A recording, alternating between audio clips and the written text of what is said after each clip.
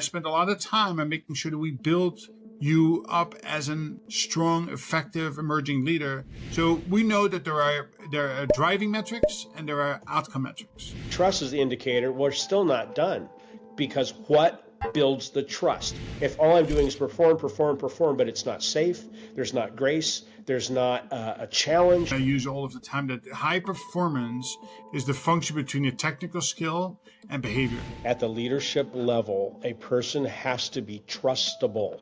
They have to be able to build that currency of trust within the organization, where you're not the expert, but you're helping to establish the connections. So let's talk about some tangible, actionable things that people can do to establish trust. Hi, everybody. I'm Walter. I'm the Dutch mentor. Welcome back to the S.M.A.R.T Performance Podcast. S for self-care, M for mindful growth, A for adaptive problem solving, R for rhythmic operation, T for thriving community, and P for performance.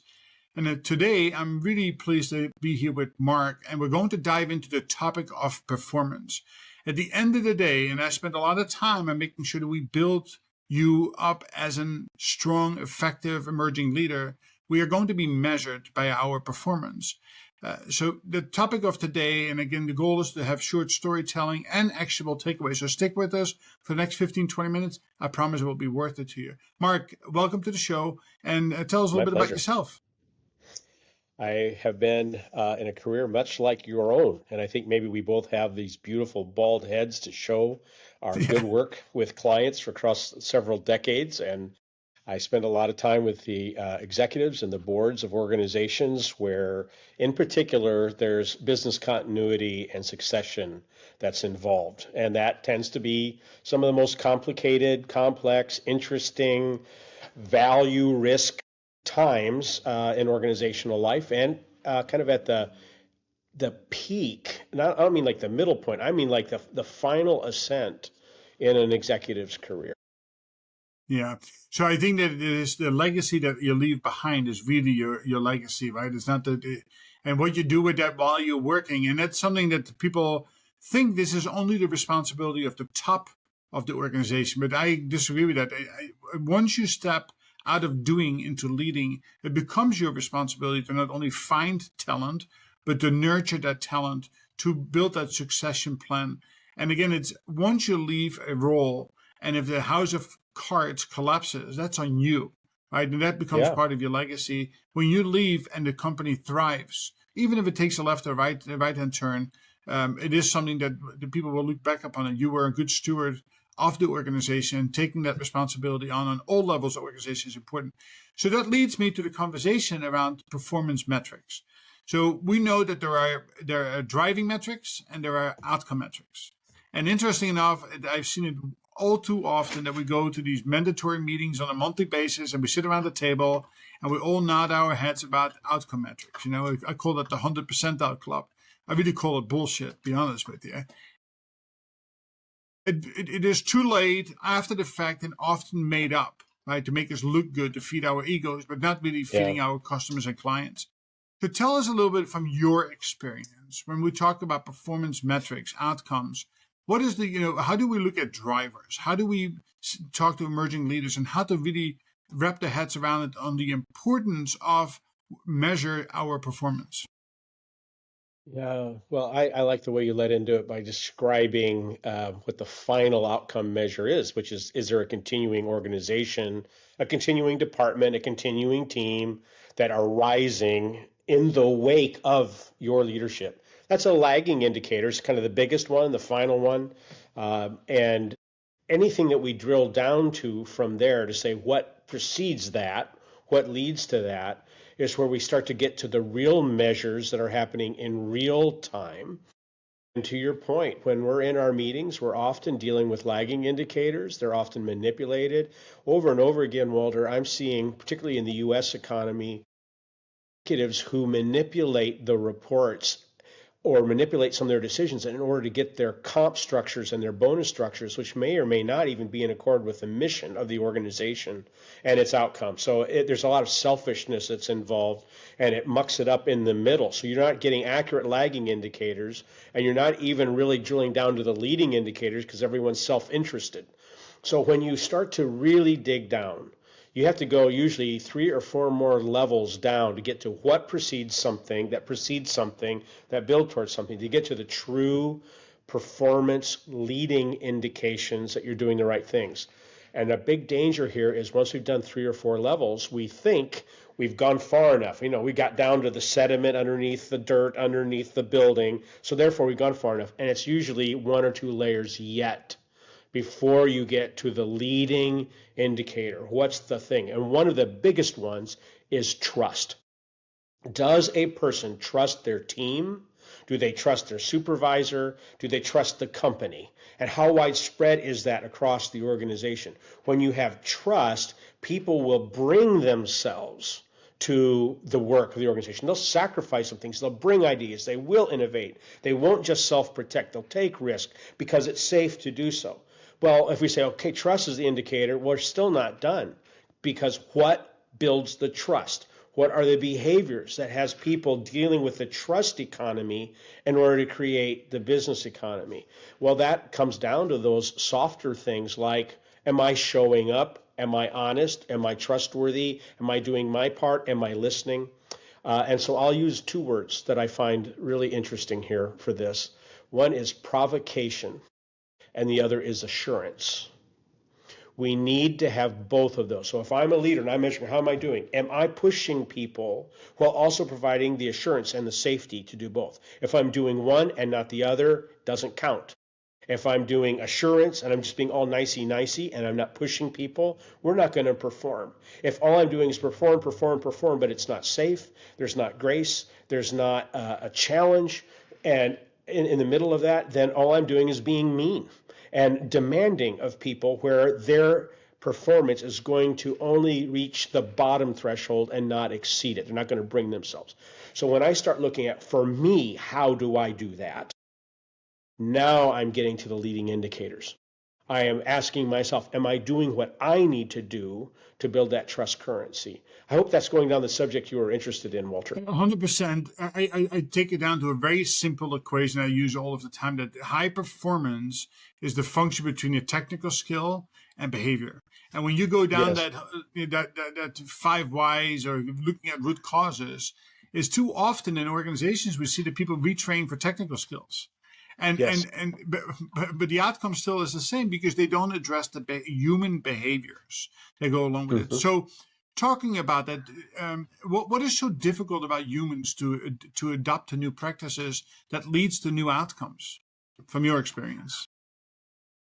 Well, there's an awful lot of social science in the last 30 years that's shown bottom-up stuff really is important. Maybe more important, some of the top down. So if you're gathering, and you slow down in order to go fast, there's some wonderful things that result. There are some things that are top down and will remain so. And it's these behaviors you were just describing. At the leadership level, a person has to be trustable. They have to be able to build that currency of trust within the organization. They have to be both open to learn as well as to act on what they know while remaining open to learn. So that action reflection is their mode. There's a way I've learned to speak about it. It goes back to some of Marshall Goldsmith's writing. It's this idea that when you're an executive, you're a brain athlete. You're paid to think.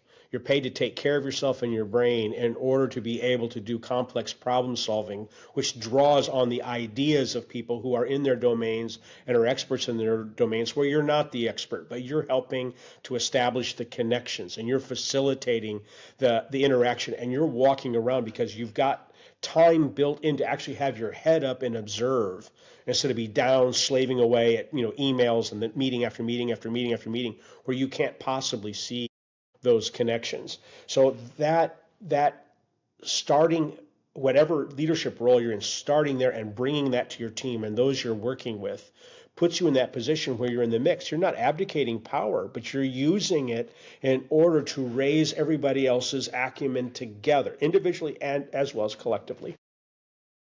Yeah, it is. It's an interesting piece of the puzzle that we cannot state the importance of establishing that trust early on. So let's talk about some tangible, actionable things that people can do to establish trust. I usually listen. It is about having that common understanding, that common focus, building trust, and being teachable. Those four things are very, very closely related to each other. What are some suggestions you would have to the listeners that if they are struggling with trust, what can they physically do? What can they do on a day-to-day basis to reestablish it or to establish it, especially if you're a new leader coming into an organization or into a work? That question is a critical one, especially as someone is starting their leadership journey. I mean, like they've been appointed to a role, they got to get started. I am a pretty firm believer in real play, not just role play. So pick something, right? Instead of trying to do the whole thing all at once. This is an elephant. We're going to eat the whole elephant. So let's start with one bite. What's the one area that's the most pressing, that's in front of you? Maybe it's low-hanging fruit and it feels a little bit easier, but let's find something and let's work our way with that. So we're applying it to a very practical, real thing. When we move on to a second level, then it's not so much, oh, I've got ideas for you. It becomes based upon what you've learned. How would you apply that here? Or what would be different about this one? And you start getting their mind working around it so that their neural pathway starts to be laid down to problem solve in this way. So I just try to find what's the thing that's right in front of us that you're ready to work on and start interrogating that with them. And what I love about that, Walter, is at that point, I'm not sitting there as advisor or some guru, and they're sitting there as some disciple asking, tell me what to do.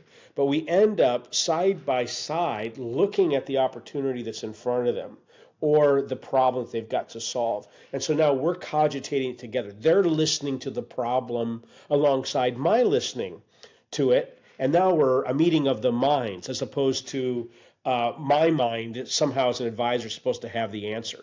They've got to start being able to solve in this way, try in this way. And then just one more thing, these are adaptive moves.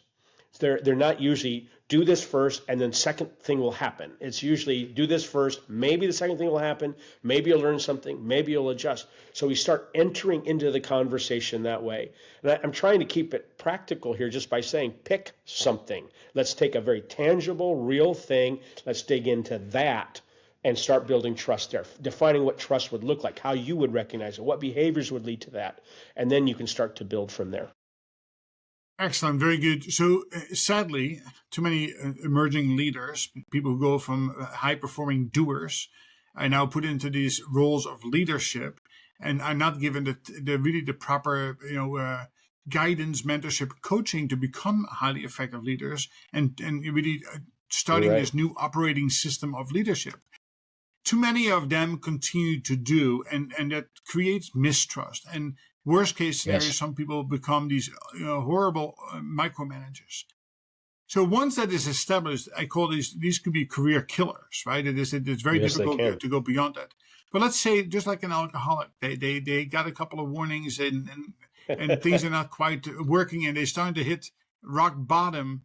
And they want to put a real effort in to try to recover. Now, we all know that recovering from a negative is really, really difficult. And people are horrible at remembering all the negatives and not the positives. What would you recommend to somebody who might feel that they're in that trapping of doing versus leading?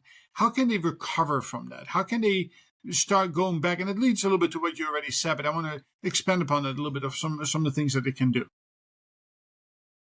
Well, I use the language of 3 turns of executive leadership a lot. And that first turn is that spot that you were describing where, it's a doing mode. I'm performing because that's what's expected of me, and I'm getting better and better and better at it. And now I've performed my way into a leadership role, which means it's no longer about my doing my expertise anymore. I have to get expert in leadership. But I've gotten used to, my brain is trained to say, I know what to do. I have the answer. And that's a problem. So when we move into a second turn, where we're going from the vertical of growing in our expertise to spreading horizontally across the whole organization, all of its domains, the complexities, areas where I'm not expert, Third turn is when I'm moving toward the succession planning that we were talking about earlier. But when I make that first or second turn, I have to go much more into a being place, not just a doing place, an observing place rather than a performing place, one that analyzes and asks questions and draws people together and gets the genius out of other people instead of just showing mine. But here's the trick. In that first turn, I was in a learning posture. That's how I grew. That's how I got more expert. I was learning.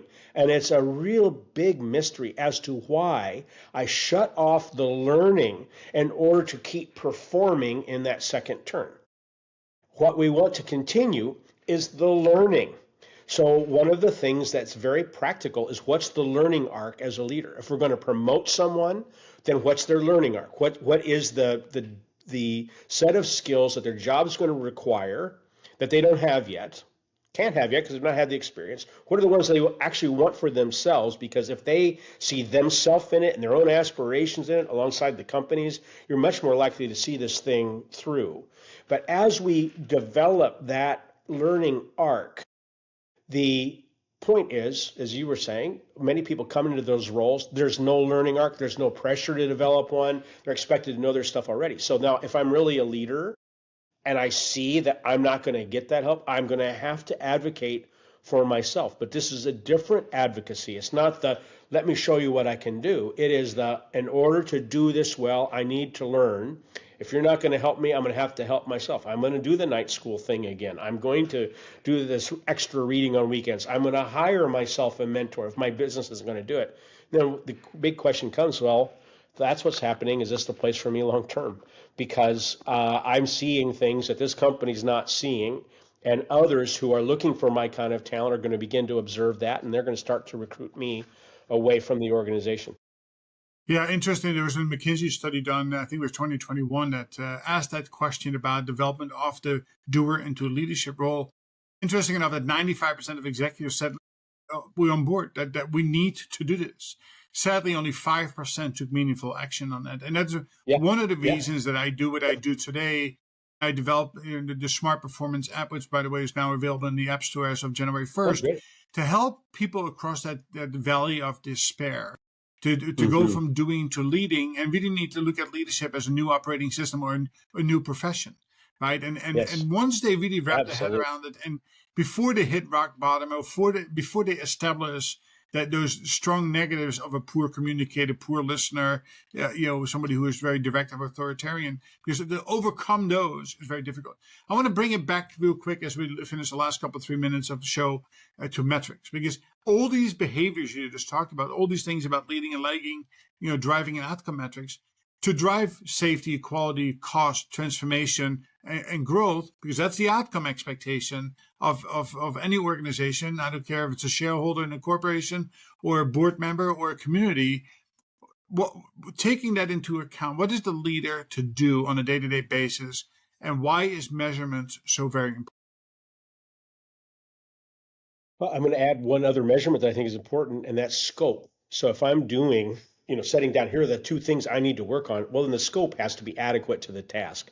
Because I could set myself leading indicators like I turned on my computer. Well, that's ridiculous, and we know that that's ridiculous. It's got to be more substantive than that, and it's got to go towards those goals. So I've long been a fan of the 4 disciplines of execution, which basically means I've scoped my work enough to know here are the 1 or 2 things I must work on today and complete. Other things get pulled into the wake behind that are also on my list of things to do, but I've got to find those critical paths. So a big key leading indicator is, do I have a defined critical path?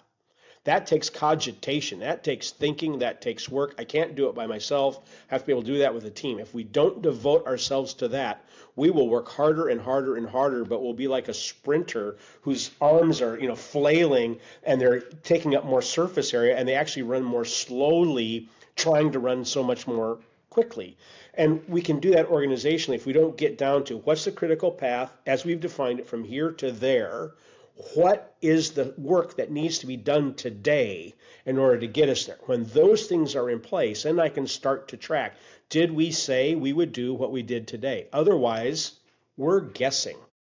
maybe we get really good at guessing for a while because we've got legacy products or legacy services. But when we're moving towards future value, things that are coming out of the mist at us, we've got to define critical paths. We have to define the actionable steps now that lead to the next ones. Those become the leading indicators. Excellent. Very good. I always say it is the scoping is the critical piece of the puzzle, right? The one thing you use it as a to-do list. I always try to shift our mindset to the priority list. Yeah, if you make up a to-do list of 10 things, is that if you make it a priority list, not everything is weighted equally, right? What is that one thing that you can work on that will shift everything else in the direction that you want it to go? And I will take a line from Elon Musk: do this at the time of day when you do your best thinking. And that's very different from one person to another. And isolate yourself and remove all the noise around you so you can be very, very effective in that period of time. Mark, I really enjoyed the conversation, great insight. Where can we find you? The simplest is marklvincent.com. That makes it very straightforward. And give us a closing thought. I think people should be listening to your podcast, having had a chance to meet you and to talk with you and to know what you're doing, particularly around building out the SMART goal idea and then tracking that, because SMART often too quickly becomes an acronym. It gets dumbed down, and we check the 5 boxes, one for each of the 5 letters, that kind of thing, as opposed to scope again and tracking it. So getting better at that. This is a great learning channel for people who are really trying to grow their leadership acumen. So that'd be the first thing that comes to my mind here as we've talked. Thank you very much. And as the bell rings, we are going to be ending our podcast today. Mark, thank you very much for joining us. I am understanding of our, my father always said, where there is hair, can't be any brain. But I'm jealous of that beard because that's one thing I cannot grow. But great meeting you today, and you're spot on. And to the audience now, again, if you want to drive a different outcome, you have to take different actions. And that starts by taking small steps in the right direction. First, admit to yourself that you need some help. And that can be done in many different ways, by reading, by writing, by going to, seeking out internal mentorship, external mentorship. Or, if you want that extra support, go online to the App Store, download the Dutch Mentor, all one word, the S.M.A.R.T Performance app. Start on that journey. And if you need additional help, of course, I'm always there to help you out. Look forward to our next show. Again, thank you everybody for coming today, and take action. Have a good day.